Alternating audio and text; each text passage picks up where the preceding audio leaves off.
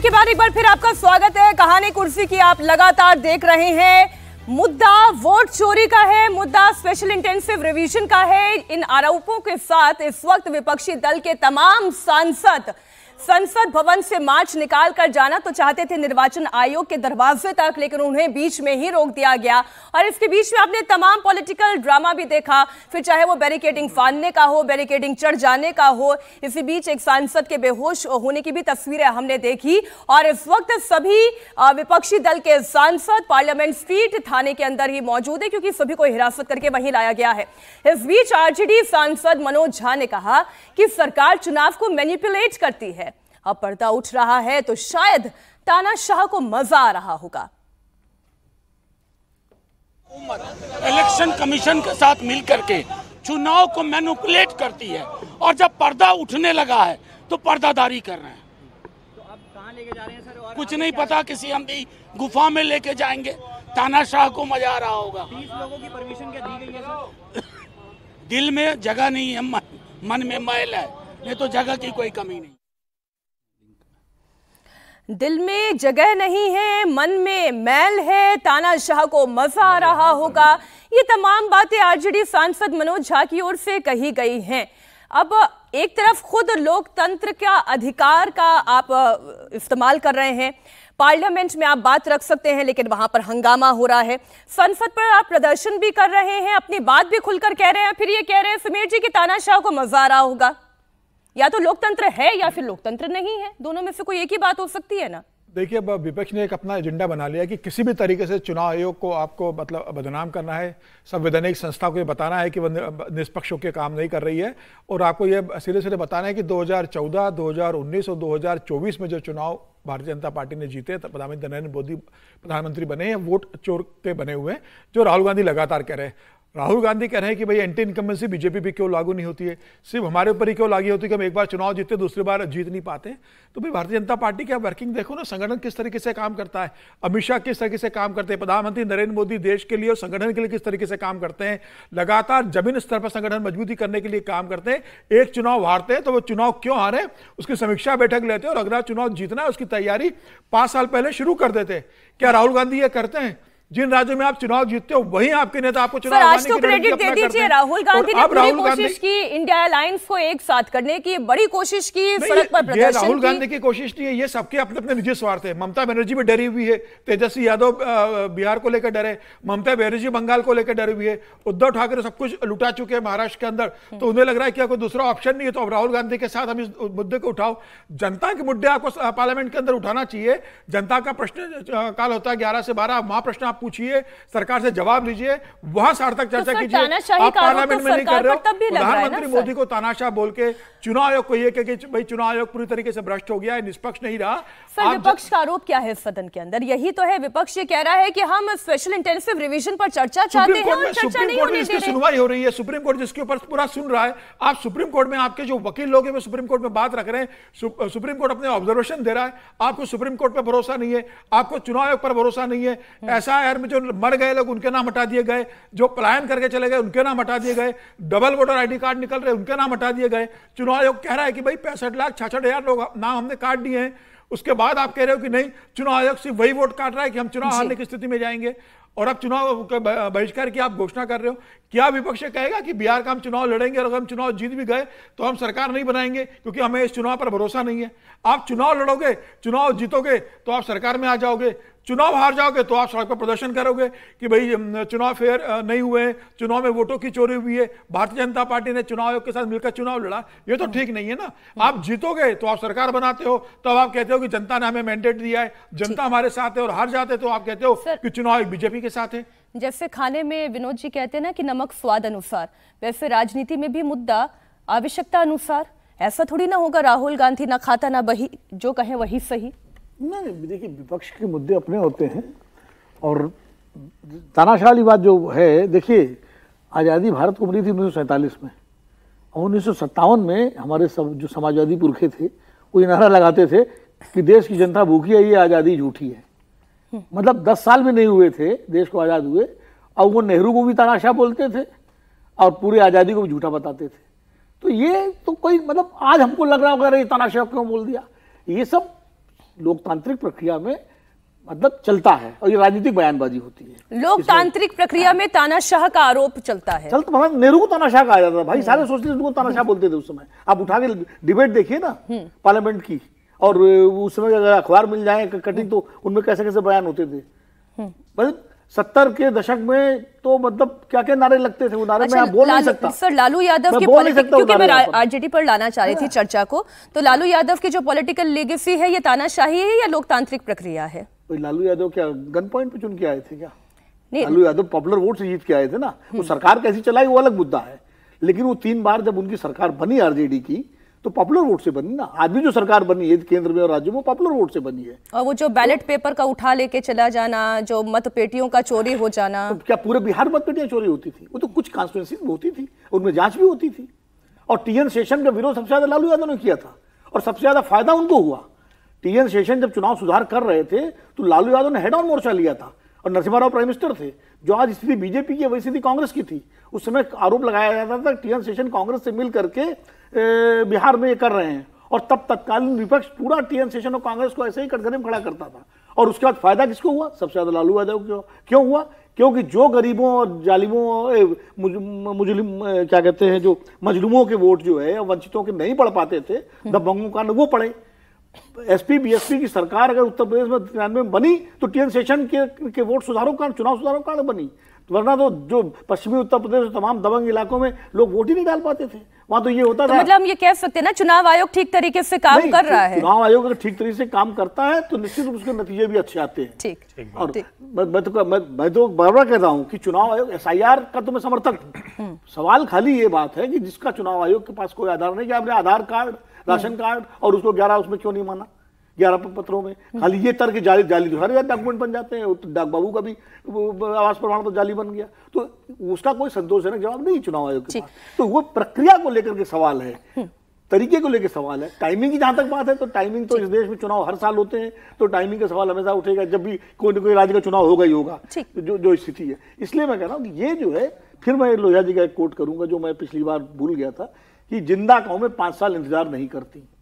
मतलब जो जिंदा कौमें होती हैं वो आंदोलन और करके जनता को हमेशा जगाए रखती हैं। तो फिर मैं इस आंदोलन पर ही प्रश्न, एक आंदोलन पर ही फिर मेरा प्रश्न है जो हुआ था कि 300 सांसदों के साथ जी इमरजेंसी तो 75 में लगी थी ना, जेपी मूवमेंट 74 में हुआ था। जॉर्ज फर्नांडिस ने तो स्ट्राइक जो की थी रेलवे की, तो उनको तो आज की तारीख में लोग देशद्रोही बता देते, फांसी टांग देते। मतलब उनकी पूरी रेलवे के चक्का जाम करा दिया था, देश में अफरा तफरी मच गई थी। सर, जनता जिसके साथ खड़ी है वो हीरो है, जनता जिसके साथ नहीं खड़ी है लोकतंत्र में वो जीरो है। ये सबसे बड़ी तो जनता ही जनार्दन है। सिर्फ एक तथ्य देश को पता चल जाए कि जिस दिन ये एसआईआर के विरोध में पटना पर थे उस दिन पूरे देश के सामूहिक विपक्ष ने बंद का विरोध किया, तो लोड ही नहीं ले रहा है कोई। जॉर्ज जी की ताकत थी कि बंद करा दिया। आज भी हर दूसरे चौथे बंद होता है भाई, इस तथ्य जानना चाहिए देश को, लेकिन कोई लोड नहीं लेता ना, जनता उनके साथ नहीं खड़ी है। और नारा तो ठीक है, वो बहुत वरिष्ठ पत्रकार हैं पद्मश्री सुरेंद्र किशोर जी, उन्होंने एक बार एक नारा बताया था कि यह देश तब तक कंगाल है जब तक बिरला जवाहरलाल है। तो नारे वगैरह तो लगते हैं, इसमें कहीं कोई दिक्कत नहीं। सवाल सिर्फ यह है कि आप जो सवाल खड़ा कर रहे हैं उसका उत्तर चाह रहे हैं या सवाल सिर्फ सवाल के लिए कुछ हवा में छोड़ देने के लिए खड़ा हो रहा है संदेह के, तो इतना बस है। एक अब हम जरा बात कर लेते हैं यूबीटी पार्टी की भी। शिवसेना यूबीटी सांसद प्रियंका चतुर्वेदी ने विपक्षी सांसदों को रोके जाने पर सरकार पर अटैक किया। प्रियंका चतुर्वेदी ने कहा कि चुनाव आयोग कौन होता है, सांसदों का नंबर डिसाइड करने वाला। छटनी हो रही है, who is election commission to decide. ये जो भी प्रतिनिधि आज प्रोटेस्ट कर रहे थे सब जनता से चुन कर आए हैं, उन जनता के वोट से लेकर आए जिन पे आप क्षति पहुंचाने का काम कर रहे हो।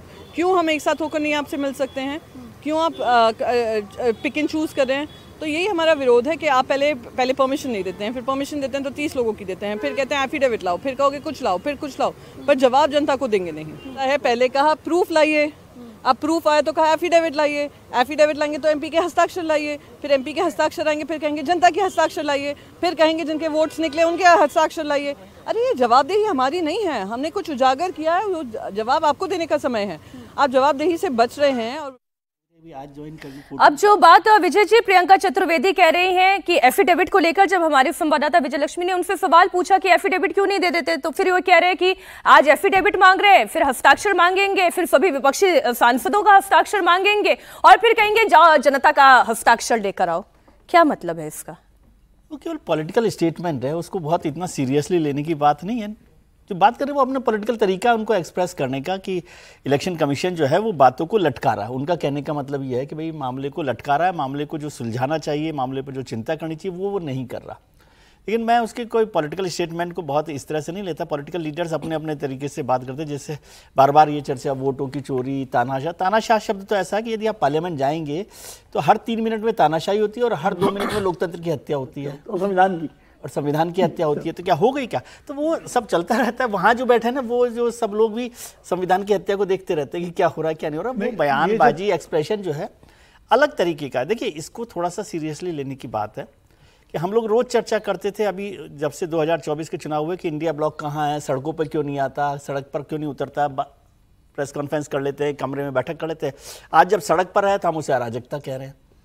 एक तो लोकतंत्र में प्रदर्शन अराजकता नहीं होती। मैं इस पर बहुत गंभीर हूँ इस मामले पे कि वो किस तरह से हो रहा है। और पुलिस जो उसको रोकने का काम कर रही है उसको भी मैं पार्ट ऑफ प्रोसेस मानता हूँ। उसको भी मैं बहुत नाराज नहीं हूँ कि इस पर अरे इन्होंने क्यों रोक दिया।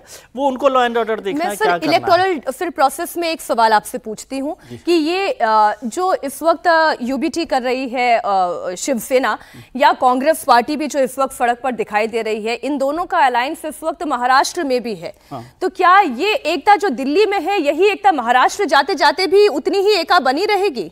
ये उनको देखना है। मैं तो जिस मुद्दे पर वो आज एक है वो एक बड़ा मुद्दा है और उस पर भी यदि सब लोग हैं, मेरे को तो इस पर भी हैरानी है, इस मुद्दे पर भी सब लोग एक है, यही बड़ी बात है। आप अलग अलग मुद्दों पर रीजनल लेवल पर तो पॉलिटिकल पार्टीज अपने अपने तरीके से चलती हैं, क्या करते हैं क्या नहीं करते हैं।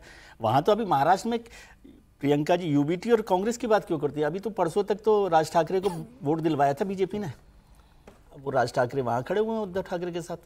तो पॉलिटिक्स में ये सब चलता रहता है, किस दिन कौन किसके साथ। और ये उनकी चिंता है। हमारी चिंता है कि क्या वो जनता के मुद्दे पर एक साथ खड़े। चिंता नहीं, मतलब उस पर हम चर्चा कर सकते कि ये हो रहा है। और ये पहली बार मैं देख रहा हूँ जिसकी मैंने चर्चा की, इंडिया ब्लॉक के लोग एक साथ खड़े। हो सकता है कल ये अभी जाए पार्लियामेंट में तो फिर अलग अलग मुद्दों पर खड़े हो।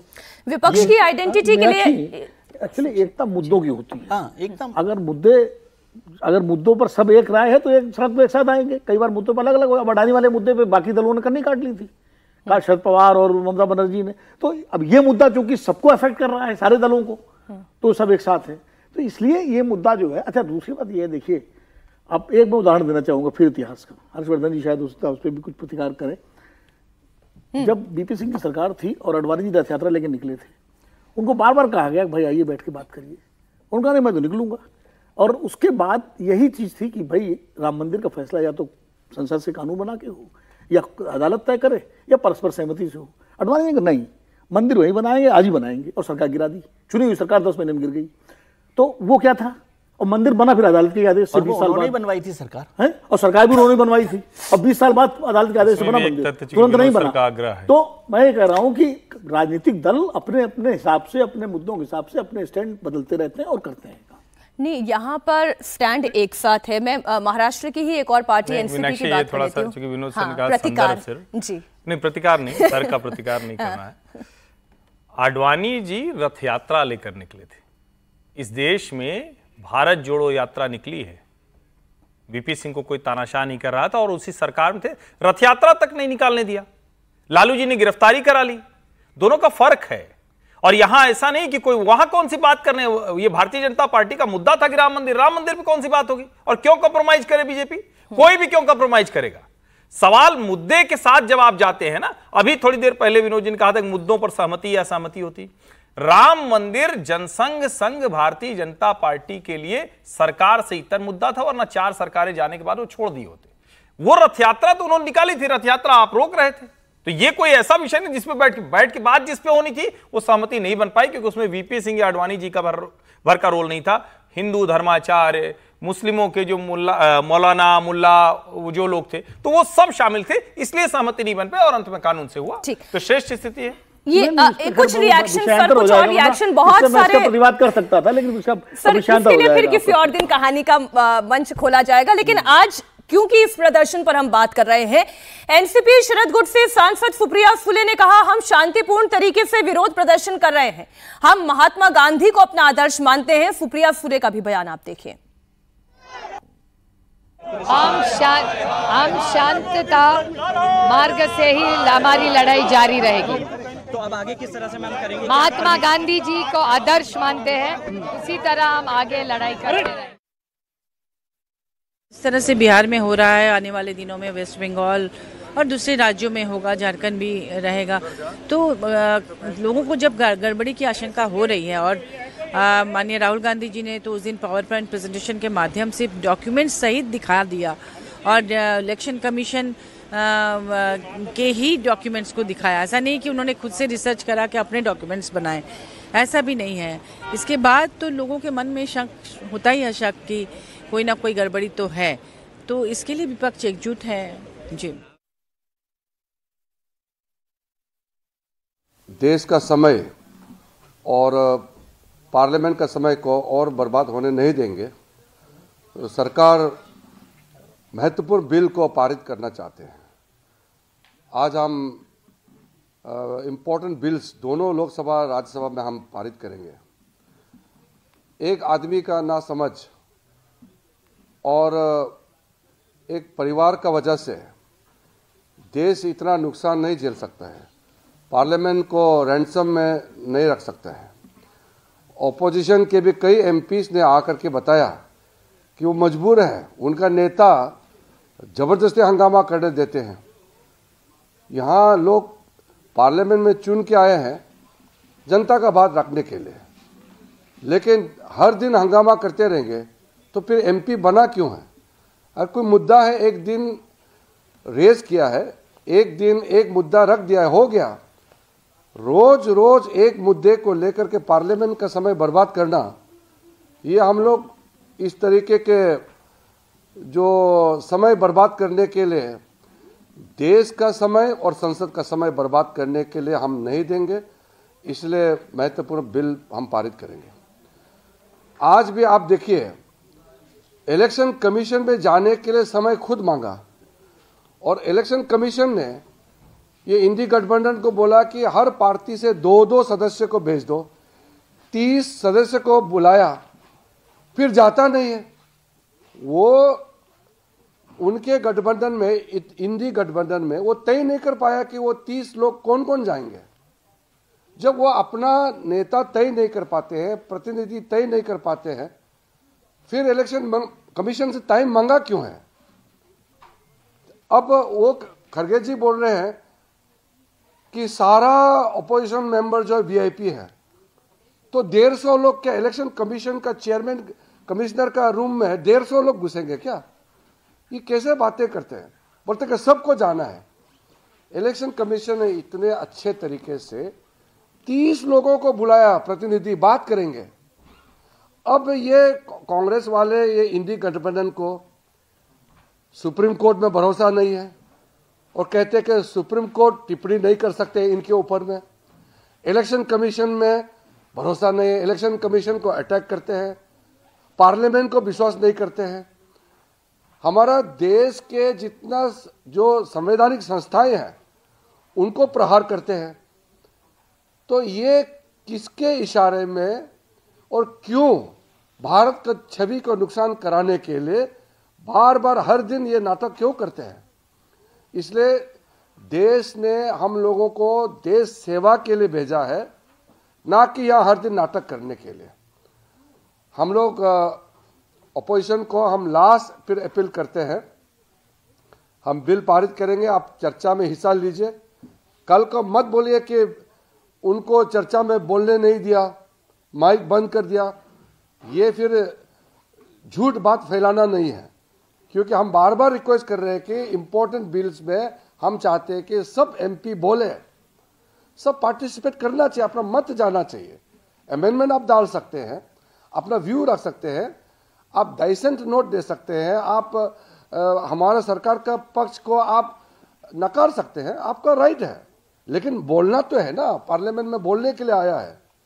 तो मैं आपके माध्यम से आज फिर अपना नाराजगी में जताना चाहता हूं कि आज यहाँ हंगामा करके इलेक्शन कमीशन में जा करके फिर वहाँ भी हंगामा करके अब इलेक्शन कमीशन को अटैक कर रहे हैं।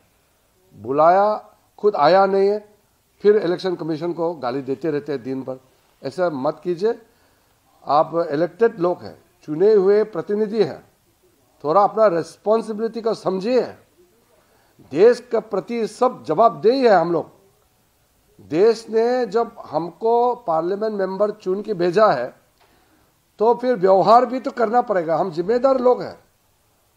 ऐसा गैर जिम्मेदारी करने वाला विपक्ष मैंने आज तक नहीं देखा है। मैं बहुत दुखी हूं, लेकिन फिर भी हम तो संसद का कामकाज करेंगे। हम पूरा तो ये सियासी जंग जो आज दिल्ली की सड़कों पर जबरदस्त लड़ी गई, अब किसे कितना फायदा मिलने जा रहा है या विपक्ष को इससे भी कहीं होगा नुकसान, ये तो जनता ही तय करेगी। कहानी कुर्सी की में वक्त एक छोटे से ब्रेक का है। उत्तर प्रदेश में कहां मंदिर वर्सेस मकबरे की जंग में आज हुआ जमकर दंगल। एक छोटा सा ब्रेक, फौरन लौट रहे हैं।